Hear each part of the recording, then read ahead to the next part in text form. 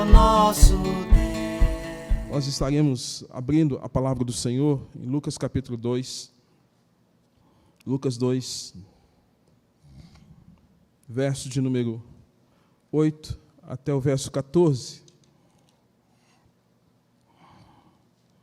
Lucas 2, 8 a 14.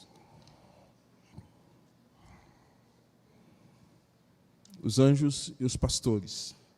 A igreja pode ler o texto comigo, pausadamente, para que a leitura seja mais clara o possível. Leiamos, Lucas 2, 8 a 14. Havia, naquela mesma região, pastores que viviam nos campos e guardavam o seu rebanho durante as vigílias da noite. E um anjo do Senhor desceu aonde eles estavam, e a glória do Senhor brilhou ao redor deles, e ficaram tomados de grande temor. O anjo, porém, lhes disse: não temais, eis aqui vos trago boas novas de grande alegria, que o será para todo o povo. É que hoje vos nasceu, na cidade de Davi, o Salvador, que é Cristo o Senhor. E isto vos será de sinal: encontrareis uma criança envolta em faixas e deitada em manjedoura. E subitamente apareceu com o anjo uma multidão da milícia celestial, louvando a Deus, dizendo: glória a Deus nas maiores alturas, e paz na terra entre os homens a quem Ele quer bem. E ausentando-se deles os anjos para o céu, diziam os pastores uns aos outros: vamos até Belém e vejamos os acontecimentos que o Senhor nos deu a conhecer. Foram apressadamente e acharam Maria e José e a criança deitada na manjedoura. E vendo, divulgavam o que lhes tinham sido dito a respeito deste menino. Todos os que ouviram se admiraram das coisas referidas pelos pastores. Maria, porém, guardava todas essas palavras, meditando-as no coração. Voltaram então os pastores, glorificando e louvando a Deus por tudo que tinham ouvido e visto, como lhes fora anunciado. Pai Santo, nos abençoe. Já pudemos ofertar com recursos, já pudemos cantar, já pudemos orar, ler as Escrituras, e agora, Deus, fala conosco por meio da Tua palavra, por meio, Deus, daquilo que nos foi deixado como revelação especial. Traga iluminação aos nossos ouvidos e corações, uma vez que o Teu Santo Espírito é que prega ao nosso coração. O pregador prega aos ouvidos, mas é o Senhor, mediante a ação soberana e poderosa do Teu Santo Espírito, que convence pecadores do pecado, da justiça e do juízo, que lhes abre o entendimento das verdades eternas. Deus, torna isso cada vez mais evidente, não só naqueles que já Te conhecem, mas muito mais naquelas pessoas, ó Pai, que ainda não tiveram uma experiência vívida com o Senhor Jesus Cristo. Ó Deus, assim oramos, em nome de Jesus, com perdão dos nossos pecados. Amém, Senhor. Irmãos, nós, ao longo praticamente do período agora entre mês de setembro, outubro e novembro, falamos um pouco sobre o Pacto da Graça, também nos lembrando acerca do Pacto das Obras, falando à igreja acerca desse aspecto tão importante na vida doutrinária da igreja. E nesses últimos domingos aí nós tivemos o trabalho com as crianças, tivemos trabalho musical, então nós praticamente estamos encerrando aquela série de pregações voltadas para esse tema. Visto a proximidade do Natal, nós estaremos falando sobre o Natal, onde tudo começou. Importante, irmãos, lembrarmos que Natal, relativo ao nascimento natalício, Natal para os cristãos marca o nascimento de Jesus, o Filho de Deus, celebrado dia 25 de dezembro pelas igrejas cristãs e pela igreja ortodoxa, algumas 7 de janeiro, outras 6 de janeiro.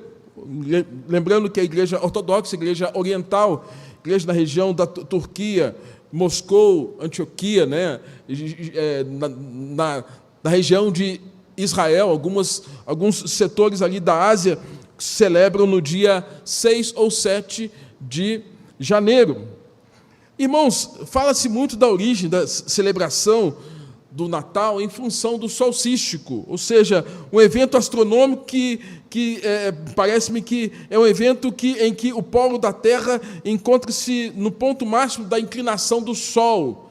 Então, atribui-se que nessa concepção aí dos astrônomos acerca da questão do período que Jesus teria nascido. E o primeiro que defendeu a data de 25 de dezembro foi, na verdade, um padre, até porque, até o período da Reforma, 1517, a Igreja cristã era cognominada pela ICAR, Igreja Católica Apostólica Romana. Então, até então, quem tinha uma predominância majoritária na condução histórica da igreja era, até então, a Igreja Católica, que nós sabemos que praticamente do terceiro século, praticamente ela se institucionou, e aí, a partir de 1517, que há essa ruptura com a ICAR, a Igreja Católica Apostólica Romana, através da Reforma, com Martim Lutero e outros reformadores que nós já bem sabemos. Mas, irmãos, foi a partir disso, então, que surgiu essa defesa do dia 25 de dezembro. Praticamente no ano 350, o Papa Júlio I, ele definiu o nascimento de Jesus como sendo 25 de dezembro. Então, lembrando que era uma só igreja. A igreja cristã ela era traduzida através da Igreja Católica Apostólica Romana. O cristianismo era entendido pela ótica romana, da Igreja Católica Romana. E aí, em 350, então, que há essa decisão do Papa Júlio I. Então, ele define, olha, não, foi no dia 25 de dezembro. Em 529, o imperador chamado Justiniano, ele fez um feriado nacional. Então, a partir praticamente de 350, quase que 200 anos depois, 200 e poucos anos depois, Justiniano, então, ele falou, nós vamos fazer um feriado no dia 25 de dezembro, lembrando a decisão que foi tomada lá atrás pelo Papa Júlio I, que defendeu a data de 25 de dezembro acerca do nascimento de Jesus. E em 1931, aí a gente tem a inserção de alguma coisa que certamente muitos aqui gostam. A gente até brinca que alguns são cocólatras. O que é um cocólatra? É um bebedor de Coca-Cola. A Coca-Cola, praticamente usando a ideia do marketing, ela comprou, praticamente, ela tomou para si a prerrogativa de fazer uma defesa, não do nascimento de Jesus, mas daquilo que também foi construído a partir de inserções pagãs sobre a questão da figura do Papai Noel. Então, a partir, praticamente, de 1931, a Coca-Cola encampou isso e fez com que a empresa usasse a figura do Papai Noel. E qual a figura mental que nós temos acerca do Papai Noel? Então, desde 1931, entre 31 e 64, a Coca-Cola passou a usar essa imagem de uma figura brincando e oferecendo presentes. Lembrando que a marca da empresa é uma marca vermelha. Então, nós precisamos nos lembrar, queridos, então, que nessa construção da igreja, da empresa Coca-Cola, eles precisavam de alguém que fosse gordinho. Alguns dizem que todo gordinho é simpático, né? Um gordinho, simpático, e que pudesse ter uma ideia de alguém humano, e que oferecesse presente às pessoas. E aí, em função disso, é que passou a usar mais intensamente a figura de Papai Noel, atrelada ao Natal, usado pela Coca-Cola. Irmãos, aí vem o fato que nós estamos em 2021, século 21. Qual a mensagem, qual a ideia que nós ainda temos acerca do Natal? Alguns não querem desconstruir a ideia do Papai Noel nessa figura imaginária para as crianças. mas também não quer ensinar acerca do verdadeiro sentido do Natal para elas. Outros, no entanto, se lembram sim do Natal, mas às vezes ficam tão, digamos, distante da realidade da mensagem, que parece que não faz tanto sentido mais a questão do Natal para alguns. Irmãos, nós precisamos nos lembrar que o Natal, o verdadeiro sentido do Natal, ele não tem Papai Noel. Ele não tem a presença de Papai Noel. E é bom que se entenda que não é sobre ele que nós vamos e precisamos falar e celebrar. É preciso entender que o motivo da nossa reunião nunca será Papai Noel. O motivo da nossa reunião sempre será a presença do Pai, a presença do Filho e a presença do Espírito Santo. Isso é igreja. E aí eu quero fazer algumas perguntas para que nós possamos pensar, que a gente entenda o que Deus tem para nos ensinar nesta noite. Qual foi a última vez que você saiu de casa para visitar alguém? Você saiu da sua casa com a intenção de visitar alguém. Entendo eu, até nas questões das visitas pastorais, a gente vai com a intenção de ver como a pessoa está. Se ela está bem, se está com a saúde em dia, se ela está bem nas suas relações, se ela está bem na sua vida econômica, trabalho. Em alguns casos, gente doente, em alguns casos, gente que perdeu alguém, perdeu o emprego, alguma crise. A minha pergunta é: qual foi a última vez que você saiu de casa com essa intenção?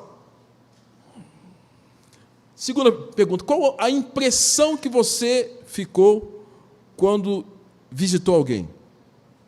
Que impressão, que ideia ficou?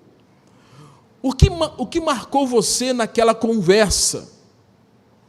O que marcou a sua vida quando você saiu de casa para visitar alguém? E aquela conversa gerou alguma coisa em você. E aí eu quero que você pense o seguinte: caso você tivesse que voltar nessa visita, a minha pergunta é: o que você faria de diferente?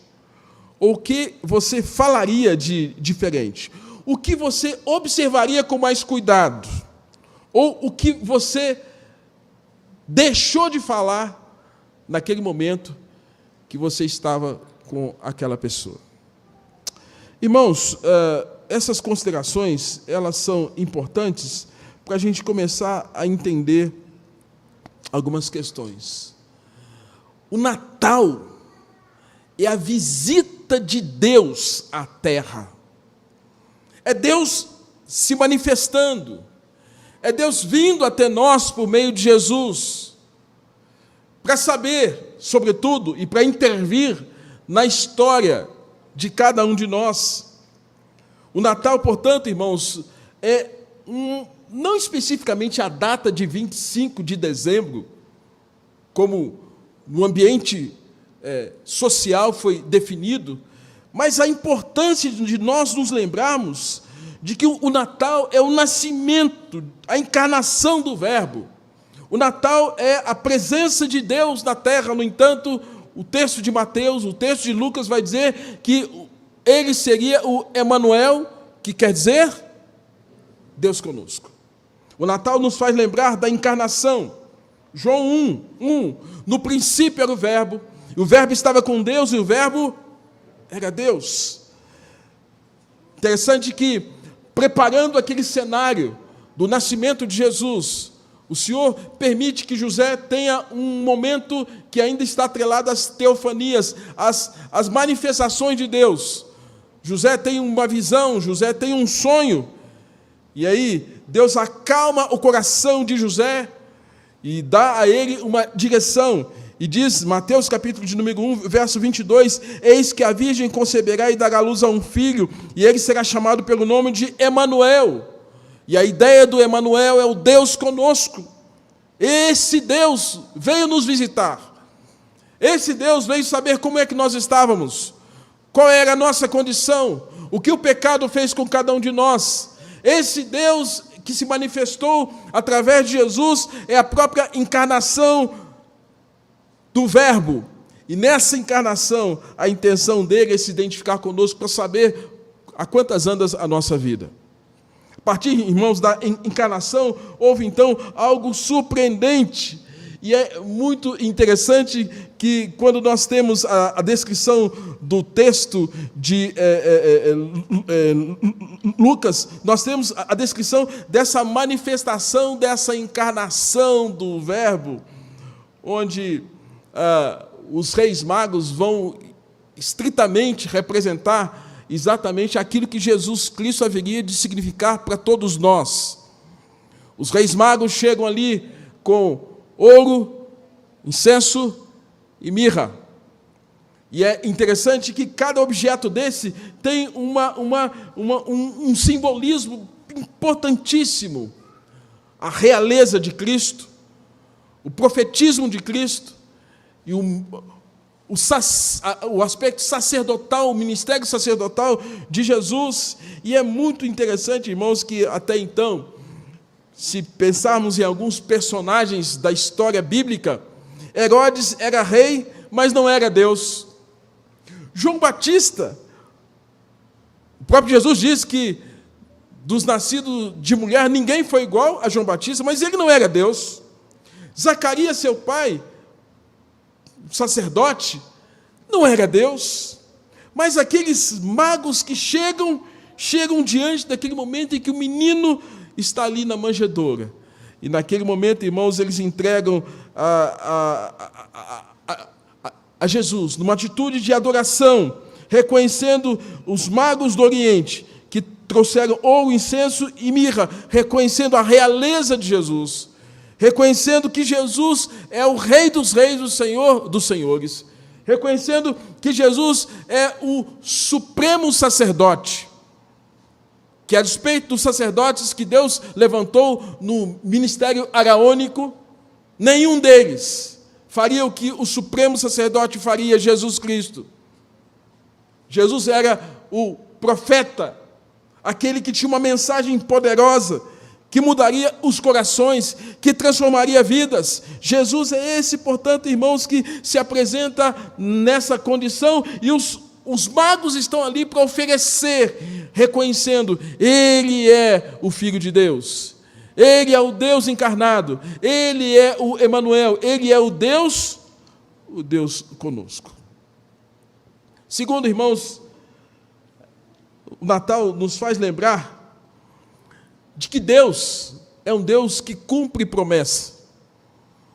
Muito interessante que, quando nós olhamos para o livro de Gênesis, capítulo de número praticamente 3, onde nós temos a presença da serpente com a sua sagacidade, tentando Eva e seu marido Adão, levando-os à queda, ao pecado. Nós temos a desobediência de nossos primeiros pais. A partir disso, irmãos, nós temos algo terrível que vai acontecer. A queda trouxe separação de Deus. A queda trouxe uma desorganização social, emocional, espiritual, e Calvino diz que, por causa da queda, o homem está cego, surdo e mudo espiritualmente.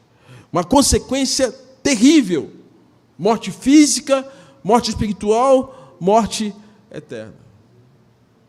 Interessante, irmãos, que Deus, no seu plano eterno, na sua sabedoria, Deus, apesar da presença do pecado, lá em Gênesis capítulo 3, verso 15, Deus fez uma promessa.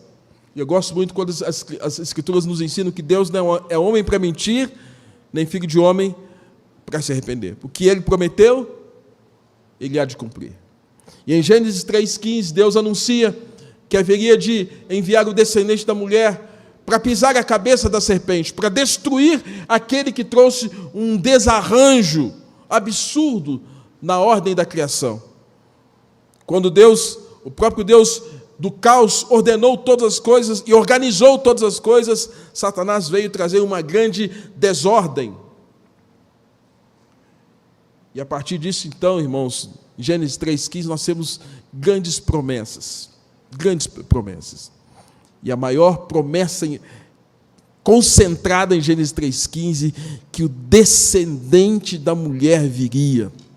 E viria com um propósito, com um ministério, com uma missão: pisar a cabeça da serpente.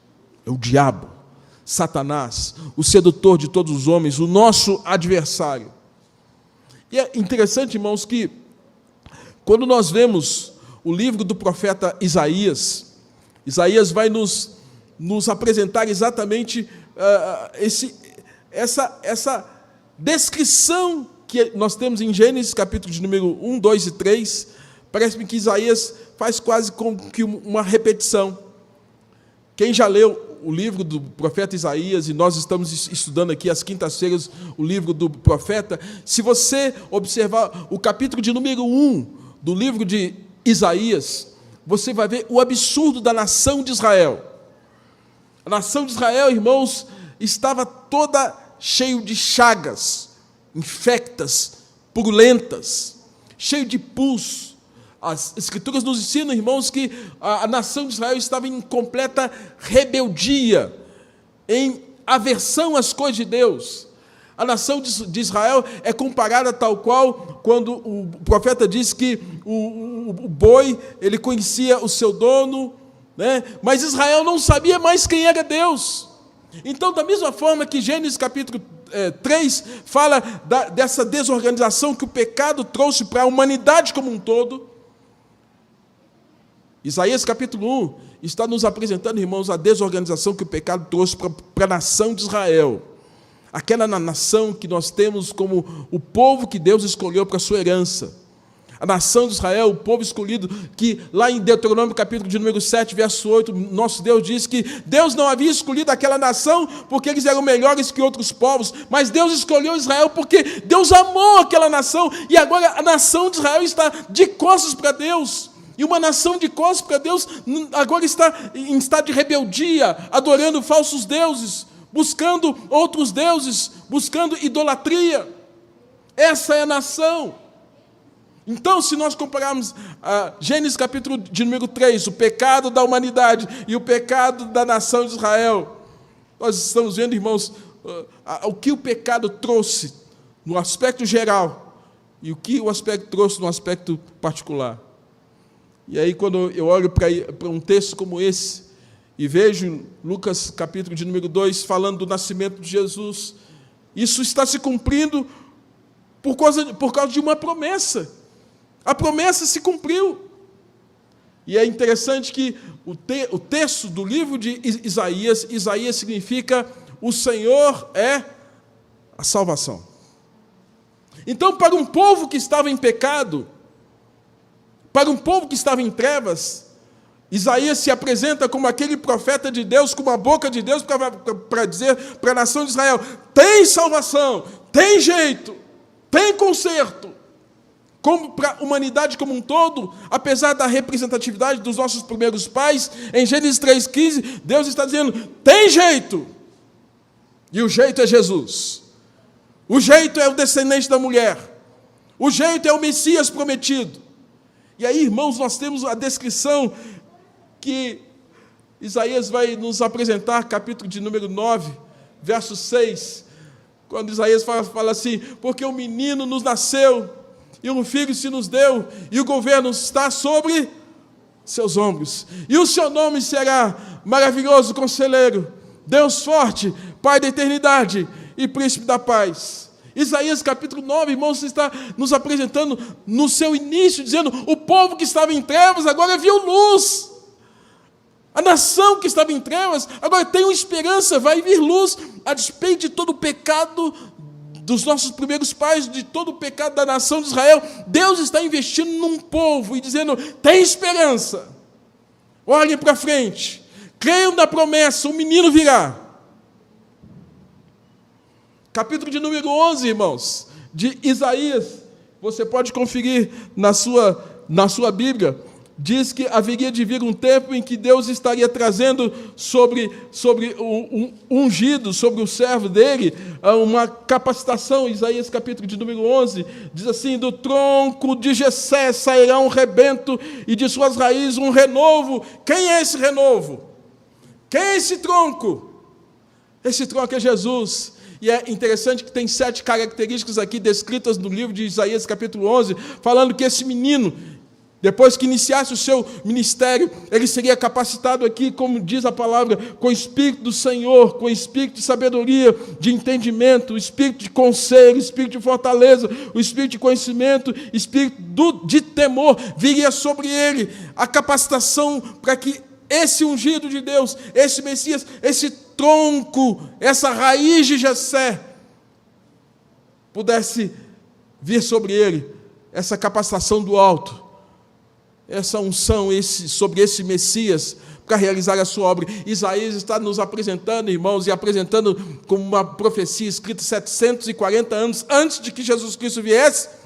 Isaías está apontando para aquele que haveria de trazer a salvação para Israel. Israel tinha que olhar para essa mensagem. Isaías capítulo 42, um pouco mais à frente, irmãos, o Senhor está dizendo aqui que ele estaria trazendo a bênção também sobre aquele que o Senhor assim capacitaria. E no capítulo 42 fala assim: eis que o meu servo, a quem sustenho, o meu escolhido, a quem a minha alma se compraz. Você se lembra quando o Senhor Jesus Cristo foi batizado ali no Jordão, e aí ouviu-se uma voz que dizia: este é meu filho amado, em quem eu me comprazo, eu tenho prazer nele. Eu tenho prazer nele. É sobre Jesus, é sobre o Messias, é sobre esse, irmãos, que Isaías está dizendo que ele não clamará e nem gritará, nem fará ouvir a sua voz, porque ele é manso, ele é suave, ele é humilde de coração. É sobre esse Isaías que Isaías está anunciando, que ele não esmaga a cana que está quebrada, e não apaga a torcida que fumega, dando a ideia que Jesus não é aquele que destrói quem já está destruído, que não apaga a mínima chama daquele que está quase se esvaindo, perdendo fôlego, perdendo a vida, perdendo vigor, perdendo entusiasmo, que Jesus não faz isso.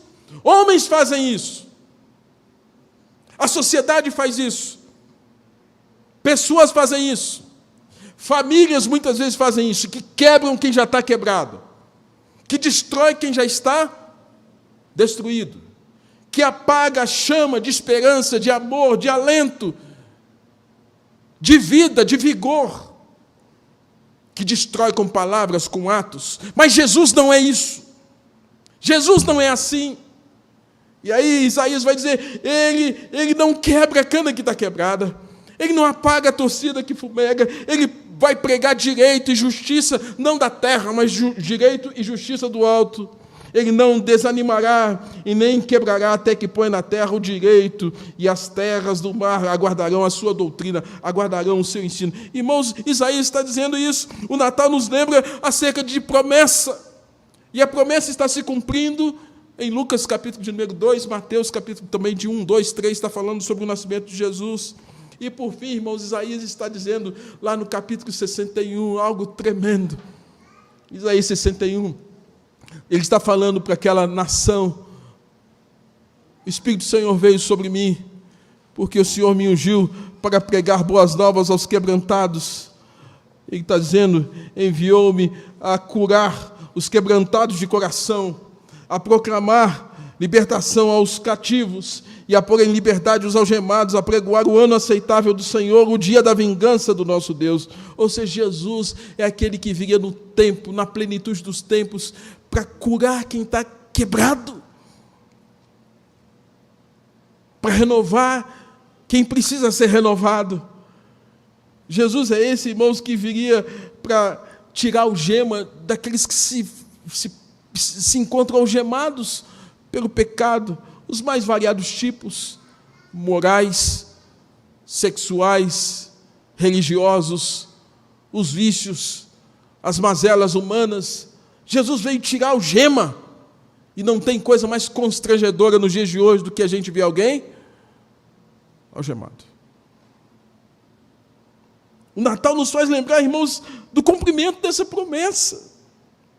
E aí, enquanto Gênesis capítulo de número 3 fala da desordem e da desorganização que aconteceu a partir praticamente da introdução do pecado, os próximos capítulos do livro de Isaías vai apresentar acerca de novos céus e de nova terra, de uma esperança que haveria de vir quando homens crescem naquele que é ungido de Deus.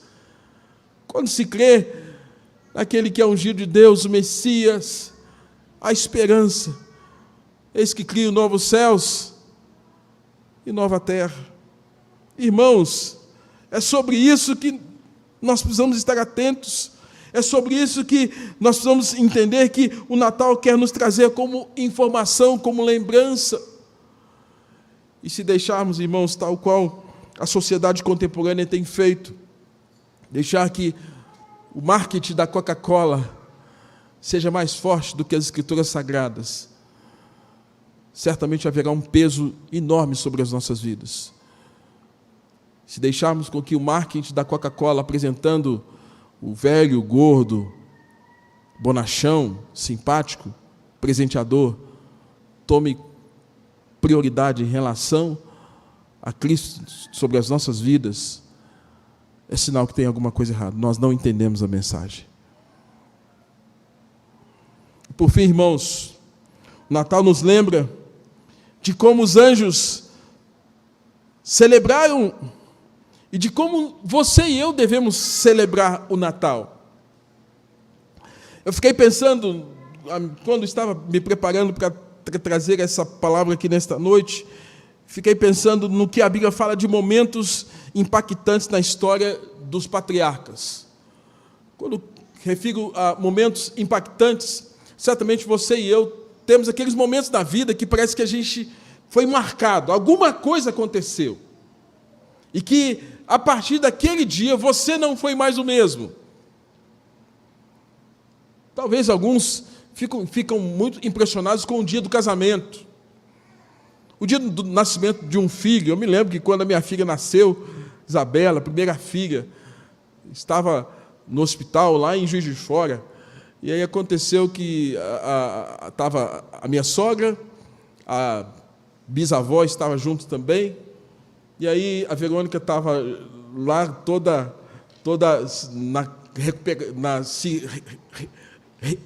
recuperando do parto, e aí aconteceu que, então, me deram a criança. E eu peguei a criança e fiquei olhando assim, nossa, bonita igual o pai. Que linda. Coisa linda. E eu fiquei, gente, embasbacado, usando a expressão, fiquei bobo. Gente, como é que pode ser um negócio tão bonito desse, tão complexo? E ali e a minha sogra querendo pegar a minha filha. E eu estou nem para a minha sogra. E a bisa também querendo pegar. E eu não tô... Gente, o tempo parou para mim. O tempo parou, eu fiquei ali.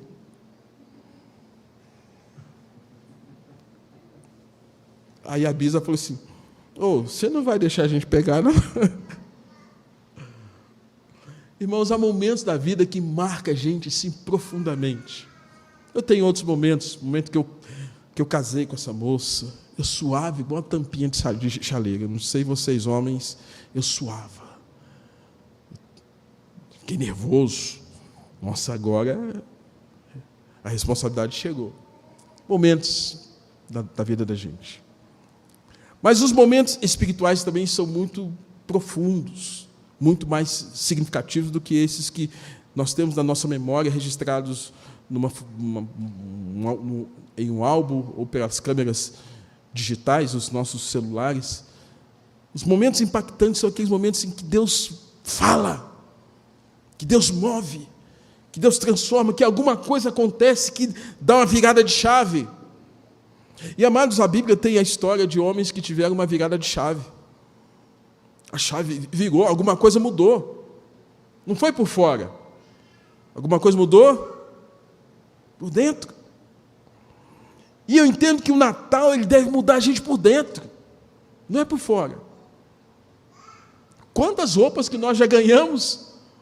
Talvez em menos de 2 meses você enjoou dela e já deu para os outros. Quantos presentes? Eu já ganhei uma bola. Ganhei uma bola às 3 da tarde, das 5 da tarde minha bola furou. A única bola que eu ganhei na minha vida. Até hoje eu tenho essa lembrança. Aquelas bolinhas de plástico. Ganhei às 3, às 5 fui jogar bola. Furou. Nunca mais ganhei bola na minha vida. Quanta coisa que a gente ganha se perde. Traça e ferrugem corrói. Ladrões roubam. Corrói, perecível. Irmãos, a Bíblia fala de momentos impactantes da história dos patriarcas. Eu fiquei pensando em Gênesis capítulo 6, quando Deus chama Noé e disse: Noé, faz uma arca. Noé, faz uma arca. Irmãos, Noé tinha que crer naquela palavra. Toda a prescrição dada, todo o detalhamento de engenharia, de construção, de betume, de madeira, de botânica ou de zoologia, biologia dos animais que haveriam de ser, Noé tinha que, a partir desse comando, Noé tinha que fazer alguma coisa. E ele fez. Gênesis capítulo 12, verso 1, quando Deus chama Abraão, lá da região do Irã, Ur, dos caldeus, vai para uma terra que eu vou te mostrar, mas sai do Irã, sai daí. E ele pega toda a parentela, todo mundo, animais, servos, e vai meio sem rumo, nômade, um lugar que Deus disse que ia ser dele.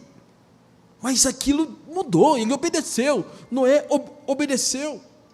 Gênesis capítulo de número 32, quando Jacó tem aquele momento em que ele tem uma luta com Deus, não te deixarei enquanto não me abençoares. Ele sabia que não podia mais ficar naquela vida de enganação, igual tem muita gente que fica numa vida de enganação a vida toda, porque o nome Jacó significa usurpador, enganador, passando a perna em todo mundo. Gente, tem uma hora que a casa cai, e a casa caiu para Jacó naquele momento, que ele sabia que já estava mais de 20 anos brigado com o irmão, e tinha que ter um encontro com o irmão estava bravo com ele, achava que o irmão ia matá-lo também por conta disso, por conta daquele prato de lentilha. E o que acontece, irmãos, é que Jacó luta com Deus, e Deus toca na articulação da coxa direita de Jacó e muda o nome. Você não mais vai ser chamado Jacó, mas seu nome será Príncipe de Deus, Israel. Mudou. 1 Reis, irmãos, fica pensando aqui, Davi havia comprado a eira de Araúna. Ele falou: eu vou fazer um templo para Deus, eu vou construir um templo para o Senhor. Mas Deus falou: não, você não vai fazer templo para mim coisa nenhuma, sua mão está muito cheia de sangue. Você é homem de guerra, não é construtor. A promessa se cumpre com Salomão. Salomão constrói o templo, e majestoso, conforme as prescrições de Deus. O fato é que quando o templo está ali, tudo organizado, tudo pronto, a Arca da Aliança, aí, naquele momento, irmãos, os sacerdotes estão ali para celebrar o Senhor, e a casa enche de fumaça. E essa fumaça significa a glória de Deus, enche aquele lugar, de tal forma, de tal maneira, que as pessoas não conseguem fazer nada, se não tão somente desfrutar da glória de Deus, do poder de Deus naquele lugar. A glória de Deus enche a casa enche de fumaça. E todos os aparatos, incensário, tudo ali, mesa da propiciação, tudo ali é tomado por essa glória. O Deus eterno, a despeito de não habitar em templo feito por mãos humanas, manifesta a sua glória. Gente, isso muda. Eu não tenho como olhar para um texto desse, olhar para essas pessoas e dizer que essas pessoas ficaram do mesmo jeito. Como ficar do mesmo jeito? Depois faz a arca, sai de Ur, constrói o templo, a minha glória está aí. Não tem como, irmãos, ficar do mesmo jeito. E aí, irmãos, como ficar do mesmo jeito? Como o próprio Isaías, que eu citei há pouco, no capítulo 6, onde Deus dá uma visão para o profeta. Capítulo 6, ele tem a visão dos céus, os céus, e nessa visão, as Escrituras fazem uma descrição de tempo em relação à morte do rei Uzias. O rei Uzias parece que atrapalhava alguma coisa, como às vezes alguma coisa atrapalha a nossa vida para que nós experimentemos a glória do Senhor. E aí o texto diz que no ano da morte do rei Uzias, precisou o rei Uzias morrer, para que Isaías pudesse então desfrutar e contemplar aquele momento sublime. Serafins voavam de um lado para o outro, de cima a baixo, e com 6 asas voavam, com 2 cobriam o rosto, com 2 cobriam os pés, com 2 voavam. Cobriam o rosto porque percebiam o temor, a grandiosidade do poder de Deus. Cobriam os pés, sinal de humilhação. Voavam porque estavam sempre em estado de prontidão para servir a Deus. Ali aqueles anjos serafins estão diante do Senhor e dizendo: Santo, Santo é o Senhor dos exércitos, e toda a terra está tomada pela glória do Senhor. Irmãos, Isaías viu algo tremendo, de tal maneira que o texto vai dizer que ele não consegue se conter. Ele fala: ai de mim, como eu, um ser humano, um pecador, posso contemplar algo tão sublime? Não teve como Isaías ser a mesma pessoa a partir daquele momento. E é esse Isaías, irmãos, que está profetizando o capítulo de número 9, o menino nos nasceu. É esse Isaías que está falando no capítulo 11 acerca das características dele. É esse Isaías que está falando acerca do capítulo 42, que ele não quebra a cana quebrada.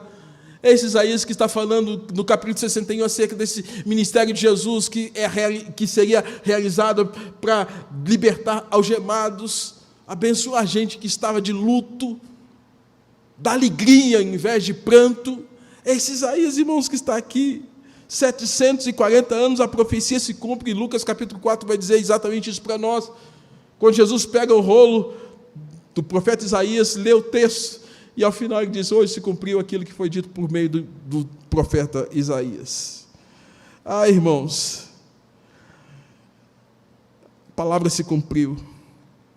E Lucas capítulo de número 2 diz então que naquela manjedoura estava se cumprindo tudo que Deus havia dito. Gênesis capítulo 3, verso 15. Praticamente quase que 3.000 anos haviam se passado no cumprimento de uma promessa. Irmãos, e é nesse quadro que nós temos então o nascimento do Filho de Deus deitado, encarnado, nessa encarnação, nessa condição de homem-Deus, de Deus-homem, nessa união hipostática, encarnação do Verbo. E agora nós temos Jesus deitado na manjedoura, e a cena sublime, os magos presentes, ouro, incenso, mirra, casal, os pais paternos de Jesus, naquele momento, naquele lugar. O anjo, provavelmente o anjo Gabriel, que é o anjo que sempre traz as comunicações de Deus, observando aquilo tudo. E diz o texto que uma milícia de anjos.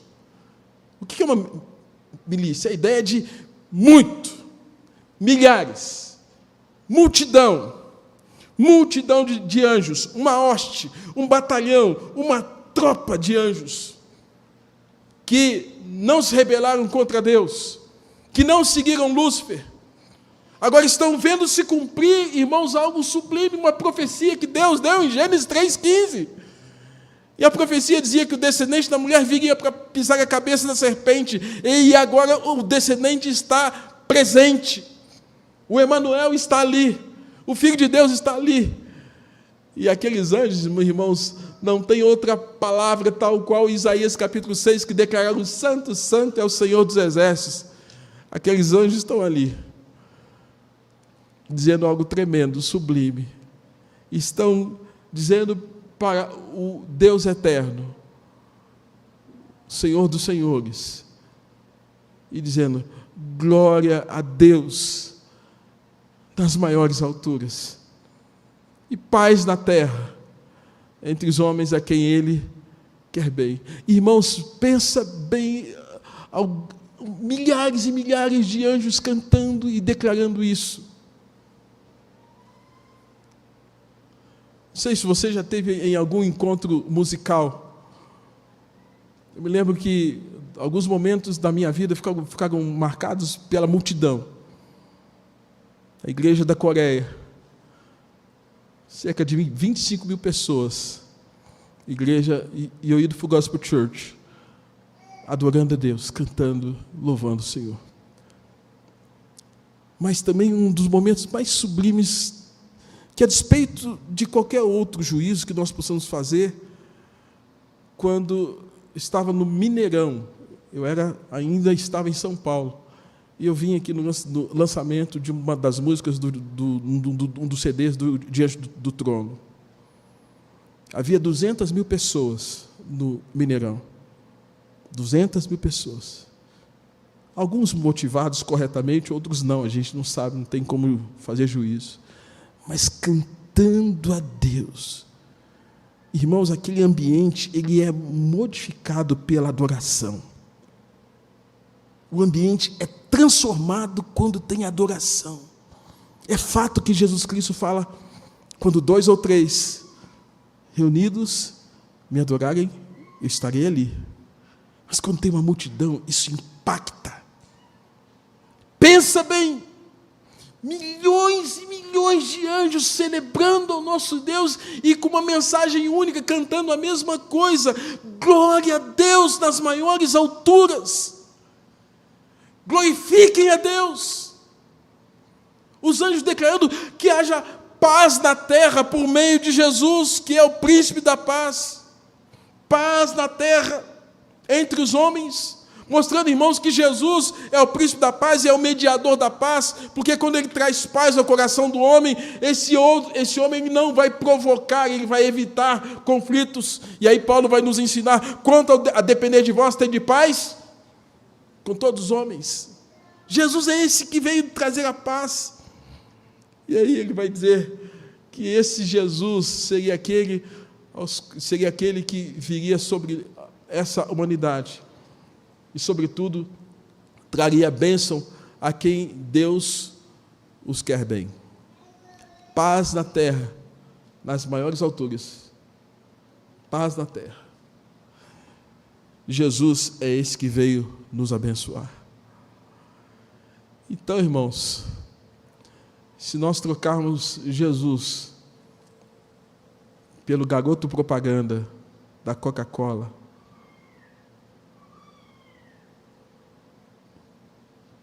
que absurdo. Que absurdo.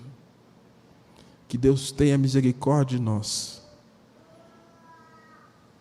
Primeiro, se nós não valorizarmos o que de fato a mensagem do Natal quer trazer para nós. Segundo, que Deus tenha misericórdia se trocarmos o Natal pelo garoto propaganda.